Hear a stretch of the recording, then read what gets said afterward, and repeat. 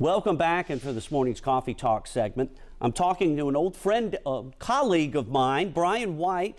We actually sort of got started in TV together up in Jackson, and I was his photographer, he was a reporter, and we bonded there. And also, one of the reasons why we're talking to Brian is he's written a book about his parents' courtship. It's called Double Decker Romance, a real story of timeless lessons on life and love. And I think one of the other reasons why we bonded, Brian, is because much like your parents, my parents had a similar courtship. We both had big families. We were both the youngest, so we've gotten to see things. So that's really kind of the impetus for this particular story, right? That is correct. My parents first spotted each other on a double-decker bus in London, and as they say, the rest is history. They married a few months later. A lot of tragic events had to happen for that fateful encounter, including my dad's Navy ship collided with another U.S. vessel and 36 sailors lost their lives. That's how he ended up in England. My mom was a World War II survivor, British, that grew up in London.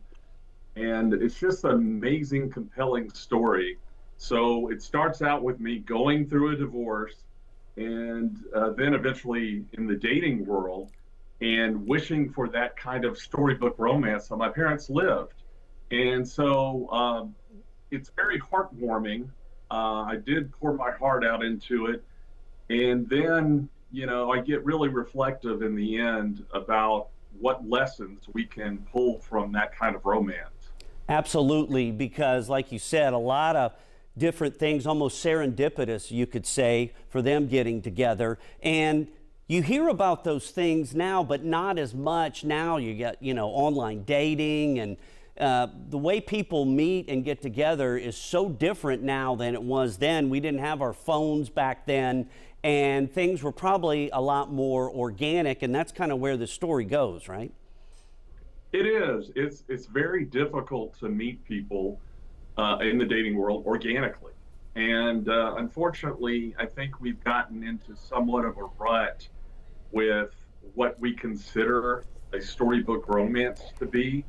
And what I tried to do is definitely apply the lessons that I learned from my parents in terms of being intentional. And I use this term, intentional romance. Mm-hmm. Yeah. Because beyond that spark and that chemistry when you first meet someone, I think it also requires effort. And as my British mom said too, it takes an appreciation of those everyday moments. It's about those little things and about definitely being there for each other, setting your phones down, the smartphones. We've lost that connection. And I think it is definitely doable in today's world, but we just really need to apply those lessons. Somewhat it's generational maybe because we are influenced by social media and online dating and what we see on reality shows like The Bachelor and The Bachelorette. But I still think it can happen, and I'm definitely a hopeful romantic despite going through many obstacles. And you come out of the gate strong on this with some of your experiences with online things like that.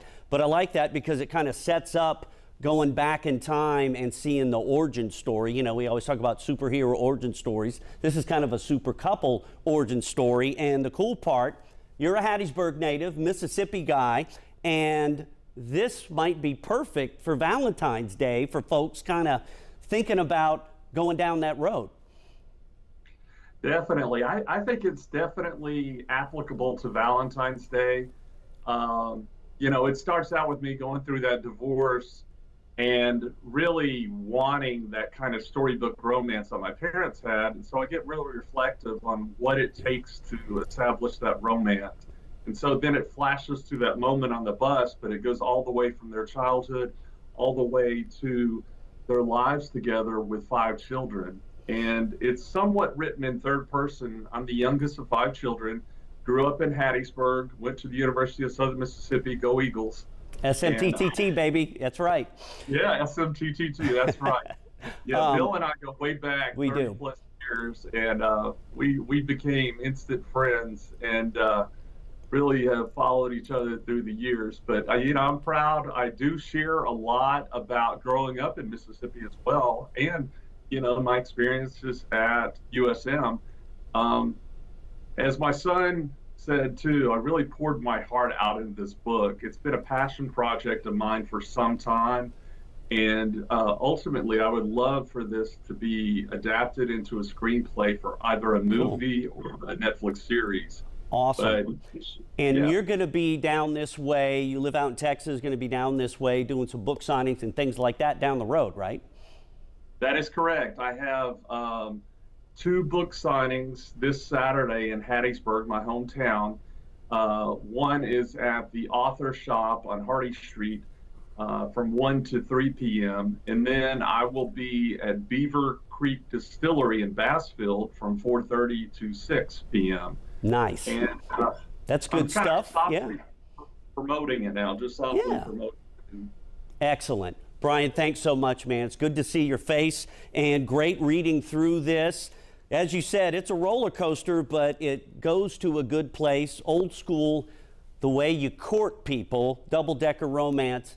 The book is right here. It's on sale. Brian, thanks so much for joining us, man. Thanks for having me. Please buy it. And I think it's a wonderful story, and you can manifest your own storybook romance.